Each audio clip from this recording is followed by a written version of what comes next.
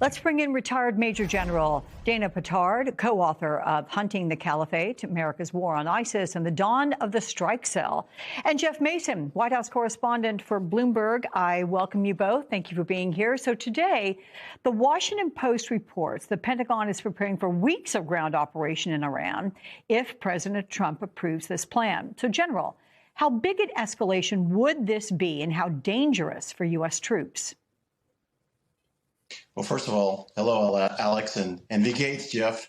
As far as troops, just not sure what we're trying to accomplish with that.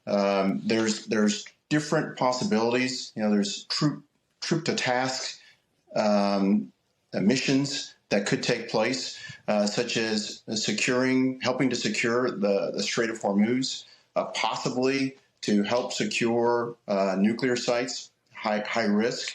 There's even possibility of taking over some of the islands in the Persian Gulf, including Karg Island. I would hope not, but we have already 2 Marine MEUs who are in the area, and that in itself, each MEU is about 2,500 to 3,000 Marines apiece, so that's 5,000 to 6,000. And then the 82nd Airborne is brought in about 5,000. So this is about 10,000 now. So it'll give the president some options, but hopefully we won't take those options for a ground war. But General, we want to note also the Wall Street Journal has reported, sir, that the Pentagon is considering an additional 10,000 troops to be sent there, which would further escalate the U.S. presence there on the ground. What would that signal to you if indeed this report turns out to be true?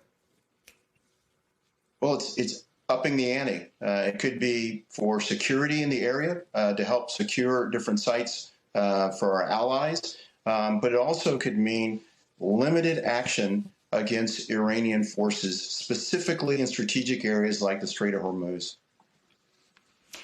So, Jeff, today's reporting is drawing a sharp contrast to a statement that Secretary of State Marco Rubio made on Friday. Let's listen to that. As the Department of War has consistently outlined, we are on or ahead of schedule in that operation and expect to conclude it at the appropriate time here in a matter of weeks, not months. We are ahead of schedule on most of them, and we can achieve them without any ground troops, without any. Okay, so listening to that, Jeff, does this seem to be a 180 from the messaging of amassing of troops there? Where does the truth lie? Well, I think that's a great question, Alex, and it's very hard to answer because there have been so many 180s ever since the president announced the start of this war roughly a month ago. Certainly, it is a contradictory message to say that the war is going to end soon, which is a word that the president has used, especially when responding to the spike in oil prices, and then to be sending troops into the region to have as an option in case he decides to put boots on the ground. So, yes, I think that the mixed messaging is one of the things that has been hard for people to decipher. And it also carries political risk for the president. I spent some time last week at CPAC in Dallas, and though the majority of the Republicans and MAGA faithful who I spoke to there continue to be supportive of President Trump and specifically of this war, the longer it goes and the longer these ramifications continue, the higher the risk is that it's going to hurt him politically, both with his base and with the rest of the country. And General, Rubio told allies that the war will continue another 2 to 4 weeks. That is an extension from previous estimates. Is that number realistic to you, especially if Trump puts boots on the ground? Again, it depends. And what hasn't really occurred is really stipulating what the war aims and objectives are. So how do you know it's ending if you don't know what the objective is overall? U.S. military has been able to degrade Iran's nuclear capability, of course, their ballistic missile capability and drones. But what they've been unable to do is stop the continuing attacks against by Iran against our Gulf allies. They've been unable to open up the Strait of Hormuz.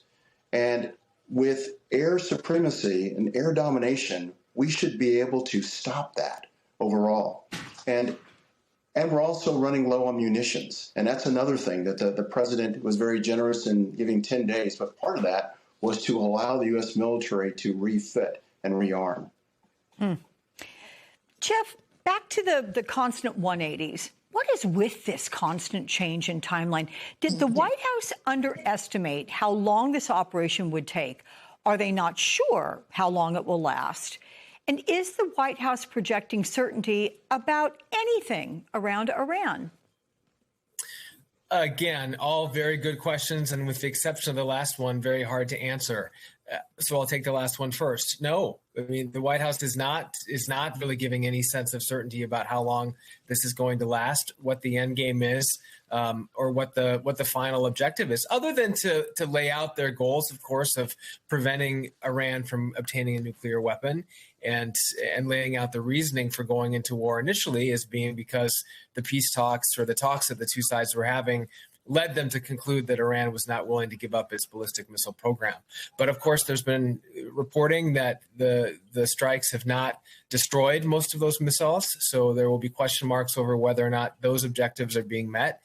And then to your other questions, just in terms of how long does this go, it seems like the messaging is from the president and from the White House, he's ready for it to go on for a while, but he doesn't want to come out and say that specifically because the ramifications are so great. And the ramifications, of course, are on energy markets, on prices, and that's just talking about domestically, not to mention, of course, the cost of lives, both to U.S. troops and to Iranian people on the ground and in country.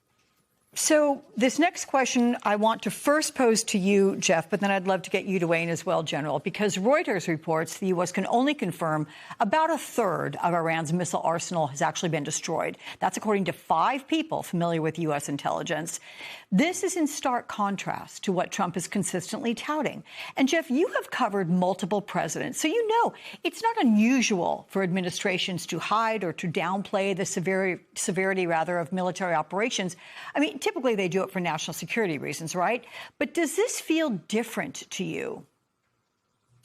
Well, first of all, I'll say that I saw the bylines on that story, and those are, good friends and former colleagues of mine at Reuters, and I absolutely trust their reporting. I think that's really, it's got to be a hard story for the White House to read, because the last thing that the president wants to give the impression is that the goals of this conflict and the goals of the United States going into Iran in the first place are not being met. And that was certainly one of them. That's certainly one of the big ones.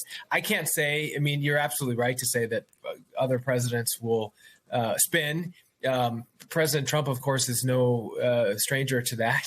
And he is frustrated when the media coverage does not suggest that the U.S. is reaching its goals and not winning or ahead of schedule, which you played the clip of Secretary Rubio saying that as well. Mm-hmm. But, whenever I hear either of them say we're ahead of schedule, it begs the question, what is the schedule? Because that has not been laid out. And so that makes it hard to interpret that when they use that as a reply. Which leads me to the general, who has indicated that as well in his questions, repeatedly saying we don't know exactly what the plans are. So lastly to you, and then quickly, General, with regard to the fluidity, the contradictory statements here, again, for military security reasons, does that make sense to not be specific laying out information? Well, I'll say in some ways, but you've got to get the American people behind you. And certainly the American people's representatives, certainly in Congress. But the report is probably fairly accurate as far as what has been degraded and destroyed. But we're so focused on things. What has not occurred yet is we haven't been able to break Iran's will. If this war is to end, Iran must be incentivized to come to the peace table. And they are not right now, because they believe by strangleholding the world with the Strait of Hormuz and the fact that all their missiles have not been destroyed, that they have a chance. We have not broken their will yet. Okay. Retired Major General Dana Pittard, Jeff Mason.